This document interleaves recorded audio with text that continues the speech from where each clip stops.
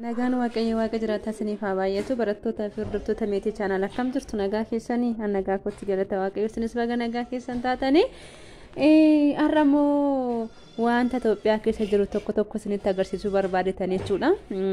Fakkeenyaaf bilbilli faa meeqa akka ta'e kavariin isaa faa iskiriinii isaa akkasuma TV'n illee jeebaasin illee wantoonni baay'ee isaanii gaachiteenye yaannu wanta Itoophiyaa keessatti argamu nutti fakkaatu jechuudha. Waan hunduma isaatu bitannee galii nuti tola ture garuu immoo garaagarummaa baay'inaan ni qabu jechuudha. Meeshaa isaarratti illee garaagarummaan qabaachuu danda'a. Akkasuma qarshii isaallee garaagarummaa ni qabaata jechuudha. Kanaaf egaa bilbilli gatii isaa meeqa akka ta'e xiqqaaf guddaa jira jechuudha. Isa isinitti himamee nan gaafadha warra baasuuki. Egaa mee bilbiloonni as keessa jiran kuni maqaan isaanii maalidha? Gatii isaanii inni kun Infinix Smart 5 jedhama. GB 32ti. Raabii 2. Qarshiinsa qarshii 5,000 fi 600dha. Bilbiloonni kun Smart 5dha. Qarshii 5,600 GB 32 Raabii 2ti. Kanan gurgurama. Kun immoo Huawei jedhama.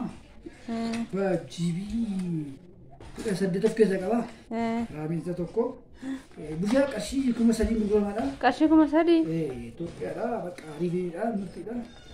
Waasinaallee qabaachaa jirti. Okay, amma qaba. Waasinaallee hin qaba. Qarshii waggaa tokko qaba. Waggaa tokko keessatti yoo rakkina qabaate illee tola sirreessuu danda'u. Tola sirreeffama jira. Kaampaasatti deebi'ee kaampaaniin sirreessaa jechuudha. Kanaaf bilbiloonni hedduun illee jiru, teekinoon illee jiru, Spark kan jedhamu illee jiru.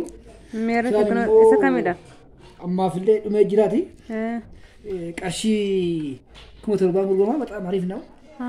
Jiibisa mee? Murtiidha. Bareeda jechaadha. Jiibisa 32 Raabiin isaa 2dha. Ariif ture. Baay'ee ariifidha ammaaf garuu hin jiru. Ammaaf hin jiru garuu. Akkasuma bilbiloonni isaan kun illee hin jiru. Bilbiloota xiqqoon kunis immoo xixiqqaa isaan kunis immoo hin jiru. Isaan kun meeqa fakkeenyaaf namoonni. Teekinoo kunoo isaawwan kun. Egaa teekinoo 6 jedhamullee. Dabil kaameraadha. Kaameraa nama qaba. Fuuldratti kaasaa. GB illee of keessaa hin qaba. Miimoriin nyaata. Miimoriin nyaataa GB illee of keessaa hin qaba. Qarshii 1,600 jechuudha. Birri 1,600. Fakkeenyaaf kana namoonni haadha isaaniitiif bituu danda'an jiru miti barumsa warra hin qabne illee bilbila isaan barbaachisa. Isaaf illee haadha keessan illee bittanii sarpiraayiz gochuu dandeessu. Yeroo baay'ee na baadiyyaatti haadhotiin badaa barumsa hin qaban abbootiin illee xiqqoo ishii Amaariffa kanaan beeku. Egaa bilbila akkana haadhotiin faarfannaa dhaggeeffachaa illee waan barbaadan illee bilbiltanii wajjin haasa'uudhaaf illee haadha keessanii bitaa sarpiraayiz godhaa isiniin jechuun barbaada baraarra kana keessatti ani immoo jechuudha. Egaa ishiitti fufnammaa jiru kan biraallee isaan kun fakkeenyaaf maalidha? Isaan kun immoo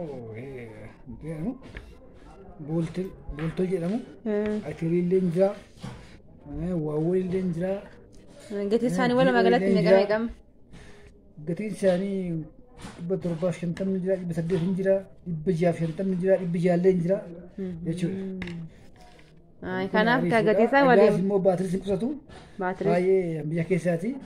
Haati kiyya tokko yoo qabdi baatirii isaa bilbiluma caalaa ifa yoo galgala ibsatanii mana keessa fayyadamu. Kanaaf egaa kana illee egaa bittanii sarpiraayiz gochuu dandeessu egaa maatii keessanii warri barbaadan jechuudha.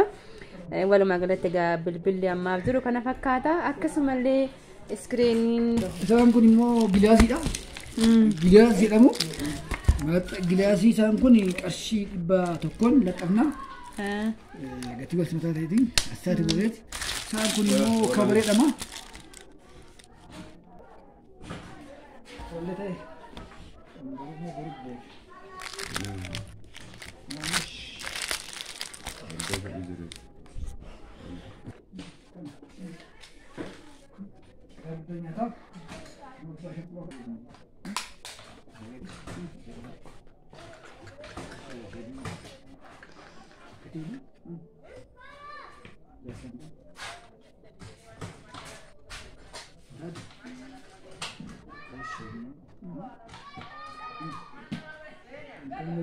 Injaa gadi miti.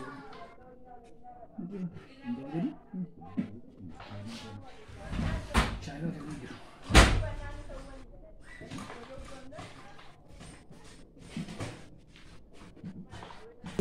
Kanarratti kabarii. Dhibba. Isaan kun kabariin kun fakkeenyaaf Gosa bilbilaatiin jira miti? gosa bilbilaatiin jira. Isaan kun saarkii 5dha. Isaan kun jechaadha. Qarshii 100 gurguraachaadha. Gosaan Gosa bilbilaa kamiyyuu jira jechuudha. hundisaahu jira. Gilaasii isaas jira. Gilaasii isaan kunillee hundi isaanis jiru. Gatii isaa? Jiru. Isaan kun qarshii 100. Walumaa galatti bilbila tokko birrii 200 jechuudha. 200 Cufataa bareechinaaf jechuudha. jechaadha. Namootaaf dambanyotaaf 200 bareechinee fi calaa godhee Bilbila isaanii haaraa taasistuuf jechuudha. Baay'ee namatti tola. Akkasuma kanneen biroollee jiru. Kanneen akka TV illee jiru. TV ishee xiqqoo irraa jalqabnu ishee xiqqoo sun meeqa? TV'n kun double screen-dha. BMX-dha. Bexaam urjii ishee ka 1700 gurguraa diisha jiin immoo diishinsa abbaa fileeshii achi diidhachaadha. Achi dii Rifariisa jechuudha. Diishisa abbaa 90 wajjin. Kana diishiin. Diishisa guddaa kana abbaa 92. Qarshii meeqatta? Qarshii 9,000 keenyaaf jechuudha. Ishiin kun qarshii 9,000 cufamaa jechuudha. Inchi 24. Inchi 24. Isheen guddaan sunoo. GX-dha. Abbaa 32ti. Double screen-dha. Bichaasaa qarshii 10,000. Smart TV dha miti garuu. Normal. Smartidha garuu. Smart. Smartinis jira, normaalis jira jechuudha. Inni kun amma maalidha? Smartidha moo normaalidha? Inni kun amma normaalidha ma. Inni kun double screen-dha garuu screen isaanii. Isaan immoo qarshii 10,000 kan diisha jiin immoo qarshii 13,000 keenyaaf jechuudha. Inni gaara irraa sunoo maalli sunis baay'ee mul'achaa jira. Achachi kana tartiibuma sanarra isaa waan sana sun immoo isa gadi isa guddaa. Wala kunoo isa dhumarra jiru jechuudha. GSTV dha. GSTV dhuba isaanis abbaa 32ti. Isaanis illee yaa'u isaanis qarshii kana wal fakkaataadhuma qarshii isaanii. Gatii isaanii wal fakkaataadhuma. Wal fakkaataadhuma. Namoonni isaan murtiidha jechuudha. Isaan garoonni sun immoo Sammaan isaanii warra jippas warra chaarji godhatanii ture sagalee baatirii guyyaa tokko keessatti yoo olcha ofitti fudhatu. Jeebbaasira. Akka jippaasitti spiikarii jechuudha. Maakiin qabu ittiin dubbachuus ni danda'ama. Chaarjii itti fudhatu. Guyyaa tokko jechaa oolu jechuudha. Guyyaa tokkicha chaarjii fudhannaan gara tokko mul'aa Ni olchaa jechuudha. sirriitti akka fedhe dubbattee oolchaa jechuudha. Gatii isaanii meeqa? Gatii isaanii 1,500 jechuudha. Birri 1,500. Gosti isaanii kaartoonii keessaa baanii jiranidha. Baay'ee mirtiidha jechuudha. Ittiin dabarfachuuf hin ta'a jechuudha. Baay'ee ariifidha jechuudha. Kanneen biroo mee maal fa'aa qabdu kan biraa mee fakkeenyaaf? Kanneen biroo jiippasee isaan kuni. Isaan kunis Spiikarii isaanii dheericha. Istiin dheeraa sana meerre spiikarii isaa? Spiikarii isaanii naannoo meetira tokko ol ta'a. Dheeraadha jechuudha. Spiikarii lachuudha. Bakka tokkotti gurguramu jechuudha. Walitti bakka tokkotti sadarsaa? Bakka tokkotti gurguramu jechuudha. Walitti qarshii 3,500 uummata keenyaaf laannaa jira isaan kana. Gatii gosa mataa ta'e. Isaan kun immoo booksii qabu yookiin immoo spiikarii. Gosa qabu jechuudha isaan mitiyyuu. Isaan kun immoo manneen amantaa fa'aa manneen kana kamitti muuziqaa adda addaatti isaan barbaachisaa jira isaan kun immoo. Isaan kunis immoo chaarjii godhatu. Isaan kun immoo qarshii 5,500 gurguramu. Maakiillee ittiin dubbachuu danda'u. Beeksisa adda addaallee waan tokko ittiin sagalee fagootti dhageessisaa jechuudha. Fagootti dhageessisaa jechuudha. Isaan kun immoo waan akkasii tajaajilu jechuudha. Baay'ee bareeda. Akkasuma chaarjirii kan godhan illee jiru inni sun dheeraa. Isaan kun immoo chaarjarii isaan kun jiru. Isaan kun abbaa lamaati miti baay'inaan Itoophiyaa keessatti lama fayyadama. Maaliif garuu sadidha waggamatti baay'inaanii kun garuu lama qofaadha. Birri isaanii meeqa garuu? Isaan kun birri isaanii 170. Birri 170? 170. Meerresti fuudhame?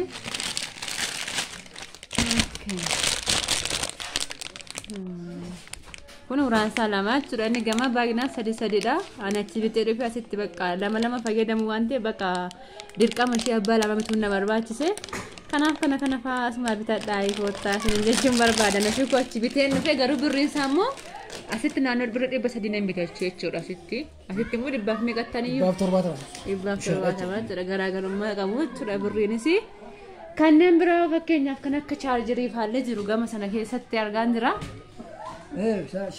Fakkeenyaaf chaarjeriin bilbila keenya gaanu jalaa cabeessii qeeqna beektaa nama jalan bitadhi dhifasi waan jiru natti fakkaanni kan bilbila kiyyaa'ee. Chaarjeriin gosa hedduu jira. Chaarjeriin gosa hedduu jira. Isaan kun jiru. Ariifidha. Isaan kun illee jiru. Dafanii guutuu kun Itoophiyaa oomishedha. Itoophiyaa keessatti oomishame. Dafee guutuu jira. Chaarjeriin isaa immoo feesiidha. Filatamaadha jechuudha.